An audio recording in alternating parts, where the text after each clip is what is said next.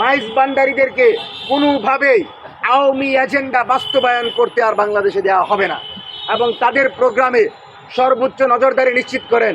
এবং জুলাই গণ অভ্যুত্থানের নেতৃবৃন্দের সাথে এখন পর্যন্ত তারা বিভিন্ন জায়গা থেকে কল দিয়ে আমাদেরকে হুমকি দিয়েছেন। আমরা জানতে চাই তাদের এই হুমকির উৎস কি, কারা তাদেরকে সাহস দিয়ে জুলাই গণ অভ্যুত্থানের বিপরীতে এখানে প্রোগ্রাম করার সাহস দিচ্ছে, আমরা সেটা জানতে চাই। সুতরাং প্রশাসন এবং ইনস্টিটিউটের চেয়ারম্যান এবং রাজুক চেয়ারম্যানের আশ্বাসের প্রেক্ষিতে আমরা 26 তারিখের প্রোগ্রাম স্থগিত করছি এবং পরবর্তী তারিখ 4ই সেপ্টেম্বর আমরা এখনই জানিয়ে দিচ্ছি। 4ই সেপ্টেম্বর আমরা জাতীয় সেমিনার করব। ফ্যাসিবাদ বিরোধী রাজনৈতিক শক্তির অনৈক্য বাংলাদেশের জন্য অতুলনীয় ক্ষতি। এই সেমিনার করব জামাত, বিএনপি, এনসিপি, গণ অধিকার পরিষদ সহ প্রত্যেকটি ফ্যাসিবাদ বিরোধী রাজনৈতিক দলের অংশগ্রহণের মাধ্যমে আমরা আমাদের মঞ্চ 24-এর প্রতিষ্ঠাবার্ষিকী উপলক্ষে আয়োজন সফল করব ইনশাল্লাহ।